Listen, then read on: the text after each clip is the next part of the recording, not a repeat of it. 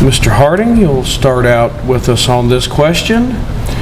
What can be done to speed up the progress on the Route 220 link with Interstate 81? With transportation funding, the first thing I would do is, I'll go back to what I was saying, I'd fight to get some of that money back from the 7 cents that you're paying for 81. If Alleghany and Bath and Highland are going to pay the 7 cents in gas tax for the 81 growth, 3 to 4 of those cents need to be coming back for something like 220. And so that's the first place I would go with that. Now, some people will say, well, that's pie in the sky, given that the 7 cents has already been, put in through the bill, and it's already been through the General Assembly. So good luck fighting to get any of that money back once it's already been granted. But that's the first place I would start. And then, if we have to find alternative sources, revenue sources for the transportation funding in Virginia, I'm open to doing that. And I think 220, I've cited it, is probably the #1 transportation issue in the 25th district because not just the Roanoke side, but it does serve as that alternative pipeline through the western portion of the district. It's the alternative entry in the Highland other than having to traverse 250 over the mountains. And so I think that it's a real concern. It's the #1 transportation issue in the district, and I would fight to get that money back from the 7 cents and then find new money if we had to.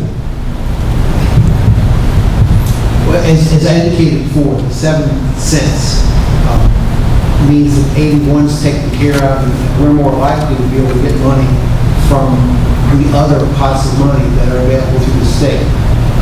But let's be real about 220. 220, the linkage between 81 and 64 is the most significant thing we can do to increase economic activity in this part of the state. We've known that for a long time. We've got in 2014, we got the Commonwealth Transportation Board to allocate money to 220, primarily in Botetourt County, to make safety improvements. Here's the reality is, the traffic count is not there at this point to justify more spending. My hope is that the funding that has been allocated that will make the roads safer is going to help increase the traffic count. It's a chicken and egg thing. Once the traffic count increases, perhaps we can get more funding. In 2016, the law was changed to take the politics out of which projects get funded. I remember back in the 90s being in the House of Delegates and noticing transportation projects stuck in Louisa County at the time in the middle of the budget. Louisa County is where the chairman of the Appropriations Committee was. There was no science, no data that drove those improvements. So the projects now that get funded, the only way they get funded by the Commonwealth Transportation Board is if the data indicates, if the accident information, if the traffic counts indicate that the projects need to move forward. The traffic count on 220 south of Iron Gate is not enough yet for us to have a 4-lane highway. The plan, and I've talked with Bill Wilson about this for years. That project was in the 6-year plan for a 4-lane highway up until 1989 when Bill Wilson lost his re-election campaign for the House of Delegates. It wasn't a popular project then with the Department of Transportation. It was taken out of the 6-year plan in 1989, about the time he lost. We've struggled, we've talked we're blue in the face to try to get it back in the plan for years, and it's just not happening. So what we really need to see, we need to see the improvements that are being made, see them completed, and then hopefully see the traffic count rise. Once that happens, then I think we can move forward with 4-lane. Teresa, were there any further questions?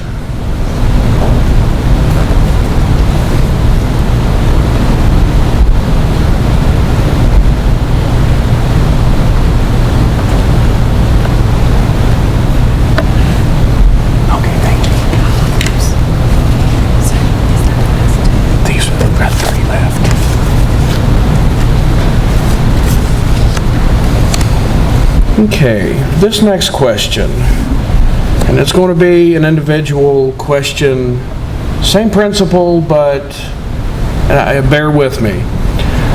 Senator Deeds, And you've got a similar question coming to you in just a second, Mr. Harding, so bear with me.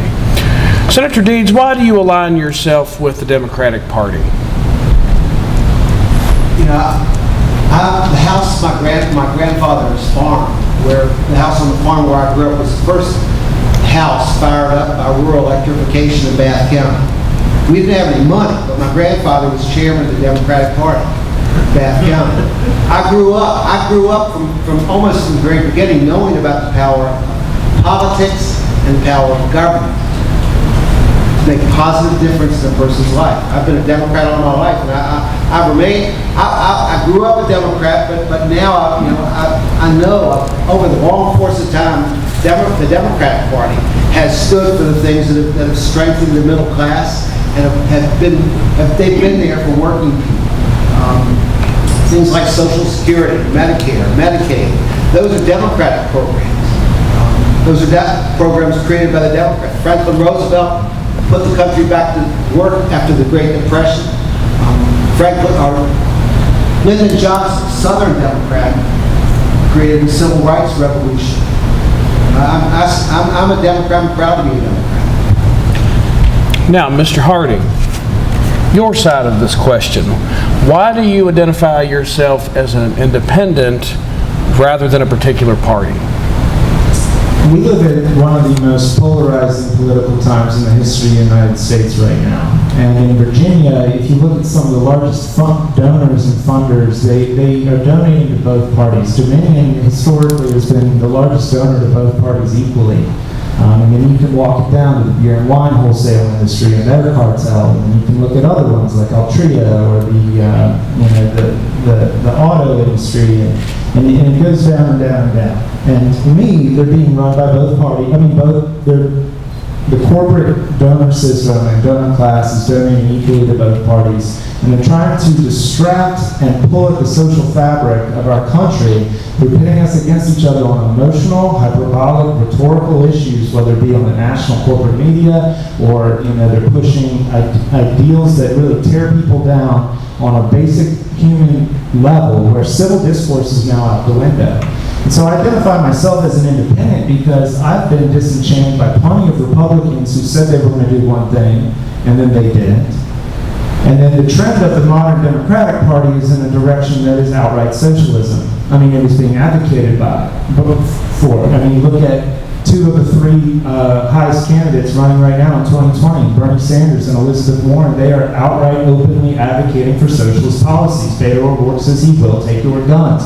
There are fundamental civil liberties that America was built on that are at stake, and they're being thrown at risk by the Democratic Party.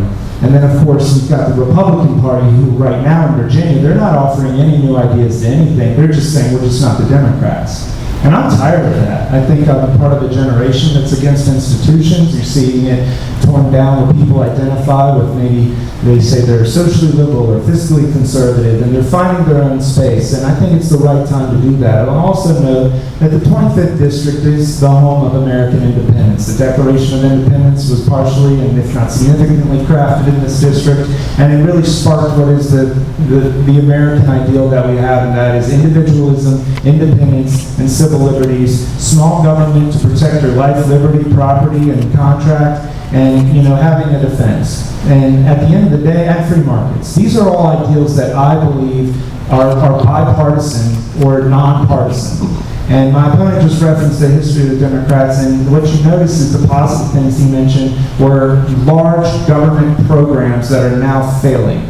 We have Social Security will likely not be there when I come into age. Our infrastructure hasn't been updated for a very long time, and if you look at the litany of history of civil rights violations in Virginia's history, they come at the hands of that party, and I'm afraid of what's going to happen on November 5th if they take the power of all the houses and, of course, the executive mansion as well. And so I'm prepared to be a thorn in the side of both parties. Time's up.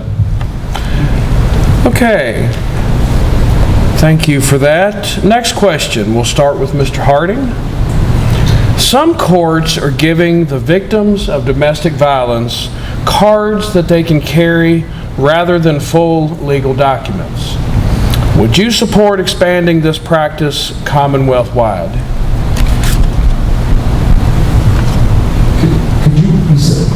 repeat that question? Sure. Some courts are giving the victims of domestic violence cards that they can carry rather than full legal documents. Would you support expanding this practice Commonwealth-wide? Of giving them cards? I think I left off the word the question. It's for protective orders rather than having a full protective order. They're giving the card. They can just stick in their wallet to show law enforcement if they have an issue rather than having to pull up a full protective order. Okay. Does that make sense? Yes. Okay. Sorry. No, insofar as it can reflect the same amount of information that's necessary to run into a system so that it can be processed and it's more efficient in that manner, and rather than having to, lug a bunch of papers around all the time, I support that. I think that there's a lot of information that law enforcement obviously can extract from something that is a very small card. When they run your driver's license, they can pull up everything. So if they have something to be able to see that you're carrying that, is more reflective of the conditions of any given situation rather than hauling around large papers, I think that makes plenty of sense. And I agree, as long as you can get the correct information out with a card versus a full order, that makes perfect sense to me. Teresa, is there anything else before we go into our final question? Okay. Senator Deeds, we'll start our final question with you. The Alleghany Highlands is often seen as a forgotten area in the Commonwealth. What would you do to ensure that the Alleghany Highlands is fairly represented in Richmond? I remember years ago when the Kim Sand landfill was still an issue. We were debating one Sunday afternoon on the floor of the House of Delegates. I had a beaker of water that I'd gotten from the creek that flows down from, drains off Kim Sand, or one of the springs. And I reminded people how important it was to fund the cleanup of this landfill, because that water flowed down to this creek that flowed into the Jackson, that flows into the James, that provides all the drinking water for Richmond. And so I got a few chuckles that afternoon. But the important thing is I wanted people to know about this area. I've worked very hard over the years to make sure that people not only know about this area, but know about our needs. And I was proud last year, I guess, I got the governor to come here twice. To not only talk about the issues and talk about the things that are important, but come and see what's going on and what we need here. When Governor McAuliffe was in office, we got the Secretary of Transportation, the Transportation Board, to come out and have a meeting at Dabney and then take a bus ride down 220 to Eagle Rock to look at the proposed improvements. We've been trying to set up a return to that now that we have a new governor. So part of it is talking about the issues. The other part is getting people to come here to see what our needs are. Sometimes we might feel forgotten, but I remind people, this little plant in Covington is the largest package export from the port of Virginia. The trucks that travel from Covington to Norfolk, nobody else in the state exports the number of packages that come from Covington, Virginia. I've reminded people how important this region of the state is. I want to continue to be that voice. I want to continue to be that advocate for the part of the area where I am every day. And I think it's important that the whole state is recognized. I understand, as I said, this area of the state's lost population every day since 1980. I understand how it feels to be forgotten. I live in Bath County. We've lost population every day since they finished the Back Creek Pump Storage Project. We just have to continue to be the squeaky wheel. The squeaky wheel gets the grease in politics and in life. And you need to continue to talk about your issues. You need to continue to advocate for people to come visit the area, and I'll do that.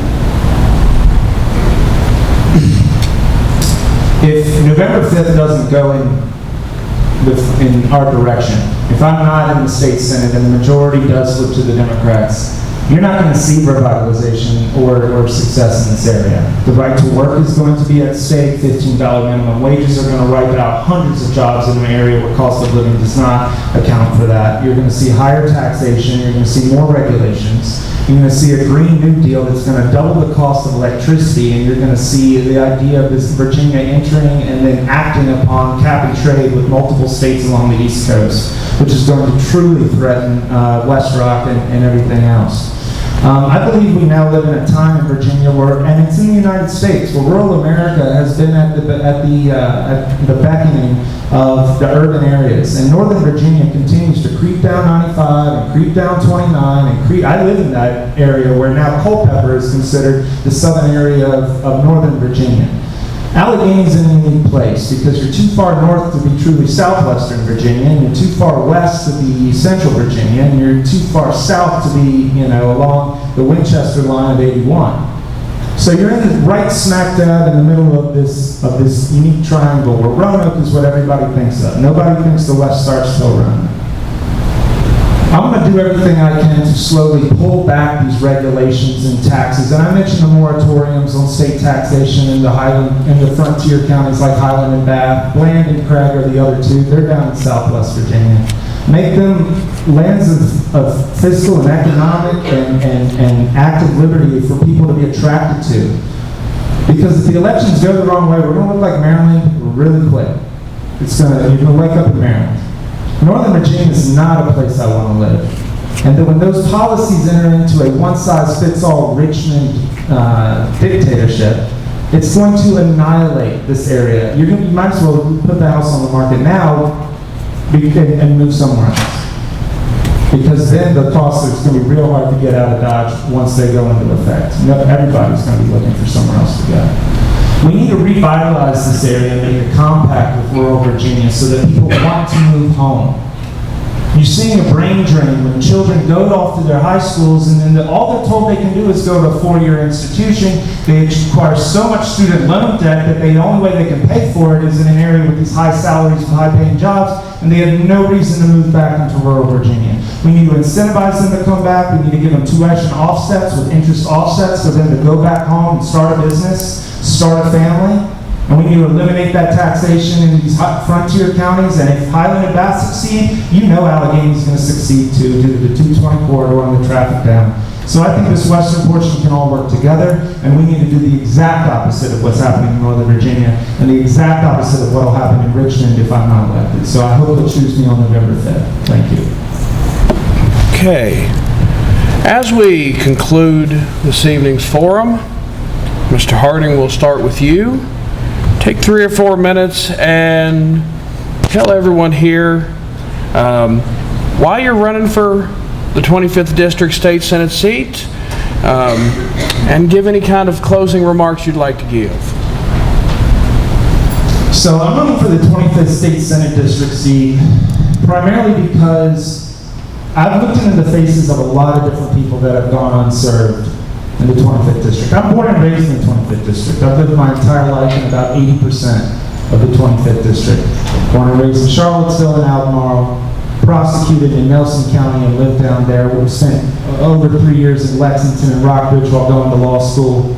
And in the areas I haven't lived, I have extensive family. The Nicely's in Nicely Town here in Alleghany. And my grandfather founded Camp Kovac up in Bath County. And so we've got family up in Bath. And plenty of neighbors and friends in Highland. It's a particular worldview it's a good worldview. It's a worldview of independence, of wanting to take care of your neighbor but not be forced to do anything. And in order to have that independence, that means you have to be protected of your independence. Think freely, worship freely, defend your property, defend your home and your family. And that's what I feel like I do. I do it every day. I'm a criminal defense attorney. And if you don't think that the system is overbearing on a criminal defendant, and maybe they deserve it sometimes, don't get me wrong. I'm not somebody who thinks defendants are victims. But sometimes they are. There are innocent people that have been put away. We know that. That's why I've said that the first bill I will try to eradicate, and it might not be popular in some areas of Virginia, but is the death penalty. And the reason why I say that is because we know innocent people have been exonerated after they've been executed. How can I rail against the state's over-involvement in your curriculum, or your health care, or your business, or your land use, but also say, oh, but by the way, we're perfect, we can take people's lives over here? How can I say that? I can't say that. And so I'm running on behalf of the idea of liberating people from this overbearing government. And that is what you see at the federal level every day. Half the things we talked about, we can't really do unless Ben Klein and Morgan Griffith kick in the transportation money and Donald Trump thinks he wants to win some votes in Western Virginia and do an infrastructure bill. That's where a lot of this money comes from. We're talking about mental health and the community services boards. Unless the federal government ponies up the money for the waivers, we're not going to be able to fund everything. But I want to get creative in at least liberating our markets, because if we don't, we are on a significant precipice here. I mean, I don't like the fact that the President of the United States used the word civil war in a tweet yesterday. I actually really don't like that, because Virginia was at the forefront of the last one, and I'm afraid, having lived in Charlottesville with the political extremities in America, that we might be at the forefront of another one, and I don't like that type of rhetoric coming from D.C. I think it is my duty as a natural-born Virginian to fight on behalf of the principles I already outlaid. And when I see people that keep getting beat down by a corrupt political system that is extreme and polarized, meanwhile all the business is getting done on the floor, everyone else is distracted about what happened on CNN last night or what the president did yesterday. The real business isn't really helping people. And so I'm running on behalf of the underserved, whether it be a community of interest who hasn't had people fight for them, whether it be people of poverty or less means, or people at risk of mental health or issues, or people at risk due to their minority status, or these counties that are seeing their populations dwindle and they can't rise up and speak on behalf of themselves sometimes. That's why I'm running. It's something I'm passionate about, and win or lose, I'm going to be living in this district for the rest of my life. And I'm excited to be here. I've had a great time on the trail going to all these areas and talking to folks, and seeing the diversity and the views and the issues, but a common thread of people just wanting to be able to stand on their own 2 feet. And for too long, the state and Commonwealth has been overbearing and not letting them get up, and I'm running to finally let them be liberated so that they can do that. So that's why I'm running. Thank you. Thank you all. Thank you for questions and being here. I've represented the Alleghany Highlands in the House or the Senate for the last 28 years. We've been through a whole lot together. Good things, some bad things, some wins and some losses, some tough times. But they've not all been tough. And I remain positive, and I remain focused on the future. I remain focused on creating opportunity in every corner of the Commonwealth, and certainly in this corner.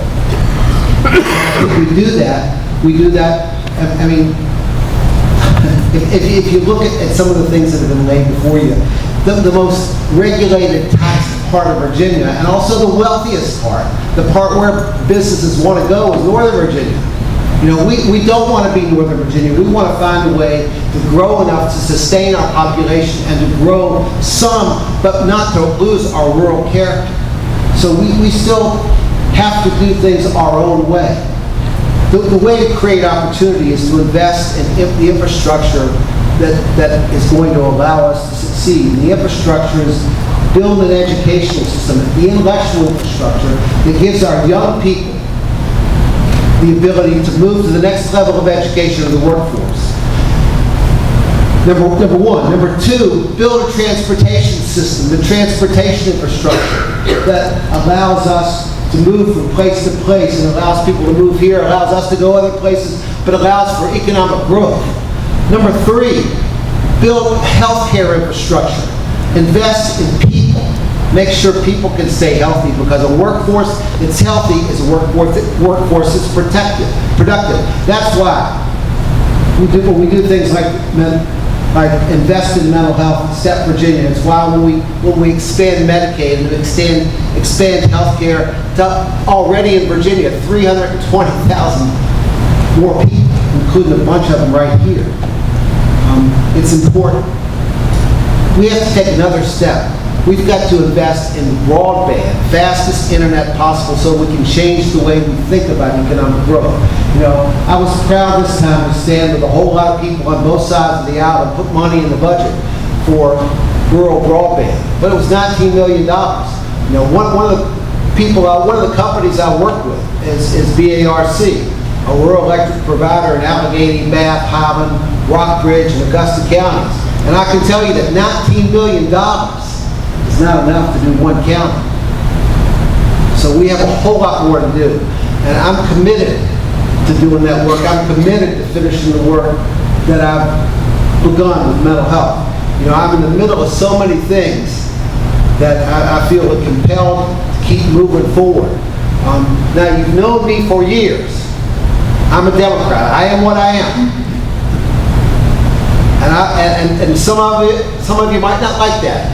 I understand that. But you know that's what I've always been. And I'm not changing my stripes. I'm running for re-election and I'm asking for your vote. Thank you. Let's take an opportunity to thank the candidates for participating this evening.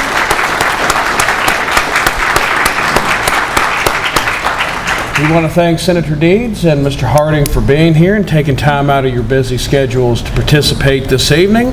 The second candidates forum will be held here at Clifton Middle School Gleason Forum Hall on Tuesday, October the 15th. I believe at 6 o'clock also, Teresa. And will feature local candidates for the elected offices in the Alleghany Highlands.